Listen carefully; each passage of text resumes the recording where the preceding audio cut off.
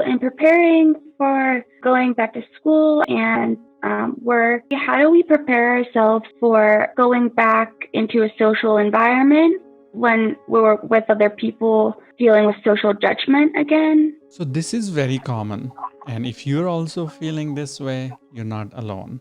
Actually, you might be thinking of what others are thinking of me, and others are thinking what you are thinking of them. So these social fears are very common. We tend to worry too much about others' view of us. And to a certain degree, these anxieties make us more pro-social, but beyond us that point, they also make us limit our interactions. Now, biologically, anxiety is given to us for survival, to avoid threats and save our life. But the amygdala, the anxiety center in brain, cannot distinguish between life-threatening anxiety and social anxiety. It releases the same adrenaline. The responses in the body are same. So you might experience palpitations, sweating, heart rate go up, or more paralyzed with anxiety. Those are very common experiences. When this happens, what are some things that I could do to maybe relieve myself of some of those anxieties and kind of just bring myself out of that state of mind? Great point. So as you understand what this is, the next is to overcome those symptoms or those feelings. Instead of focusing on your performance, how are you doing, focus on your intention. What do you wish to do? So if you are returning back to school, your goals to help others, to study, to get knowledge, education, degree. So focus on your intentions. And the more you focus on that side, then you will be able to overcome those fears. That is one. What are you focusing on? How well am I doing? Or what do I want to do? So if you're focusing on that, what do I want to do? Then you have to overcome those obstacles, including your own anxiety and fear. So you could pursue what you actually want to do. And that's why it's called hard work. So one major theme for overcoming anxiety, that old saying of face your fears. So we use the technical word for that, exposure therapy. It is same thing. So keep facing your fears. Now at this stage, particularly if school or college or work is starting in a week or two, the anticipation anxiety is more pronounced. If you cannot control something, you are more focusing on intention, then instead of keeping on thinking about those, just channel your energy into action. What are the things you need to do? So channel on action instead of more thinking. Wow, I've never thought about it like that. Yeah, I think that could definitely be a great way to improve the overall fear of that. And if you look at also the definition of courage, that is doing the right thing in the presence of fear. So courage is not absence of fear or anxiety. It is doing the right thing when you're actually scared. If there was no fear, it's not a courageous thing. It's the right thing to do, maybe, what you're thinking, but so it requires courage. So definitely do that. Another thing for anticipation is what ifs. We have all these what if this happens and what if that happens. That's typical. Any what if thought in this circumstance is more anxiety related. So rather than answering all of those what ifs, your goal is action. Do what you can control and what you can do, and then channel your energy on those side. But for this part of all those what ifs, instead of answering what if somebody judges me, what if somebody bullies me, what if my teacher is not nice to me, or what if they're very high demanding. So instead of answering those, go more with something like so what, or even if.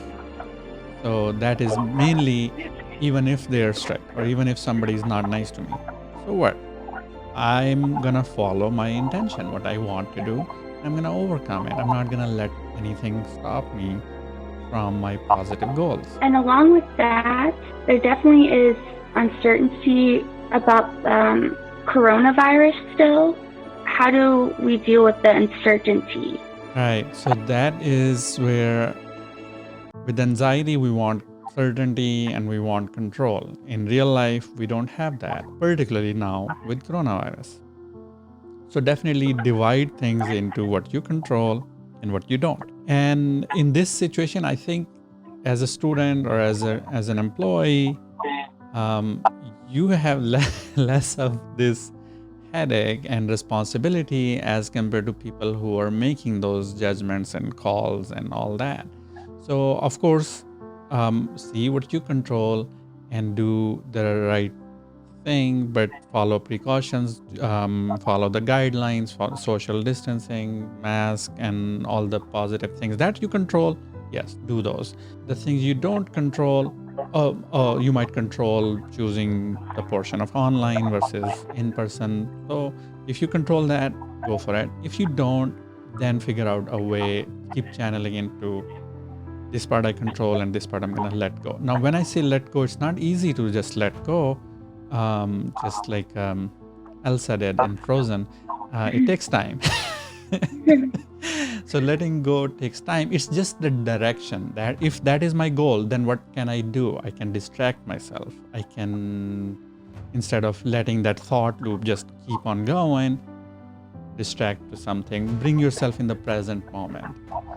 And because anxiety is more thinking about the future, paralyzing anxiety. And if there isn't item that you could control, then that is where you're going to apply distraction, letting go. When you're watching a very engaging show, you're not thinking about that part of the future. So social connection, though that is very important part of the self-care. And on self-care, I would also emphasize routine now and sleep. Yes. How do we get ourselves back into this routine, get used to it? You know, we don't really want to do the routine, but it's something that has to be done. Right. So that is definitely very important. So get yourself in the routine when you're going to wake up and go to bed when you are actually in the regular day's routine for your school, work. So start that right away and stick to that even on the weekends, because sleep is very important. Start with regulating your sleep. And if you're waking up late, then you're gonna not be sleepy till later. So you could start on that end of waking up, force yourself to wake up early so that you get tired early. And it's a lot of that is just that discipline, waking up, not turning the alarms off and going back to bed because you were being lazy again. So yeah, definitely that discipline of if you woke up early, then you will be likely to get tired early. Let your friends who you're socializing with at night or playing games with, let them know, no, all right, I gotta get back to routine. For sleep, I think we could also do a separate video on that, but mainly taking your bedtime routine more seriously and not engaging in activating activities at night, and instead bore yourself and force yourself to let go of the distraction at that time. And then of course in the daytime you want to start focusing, start doing things rather than just do the entertainment. So on the note of focusing and getting back to work, along with that comes stress.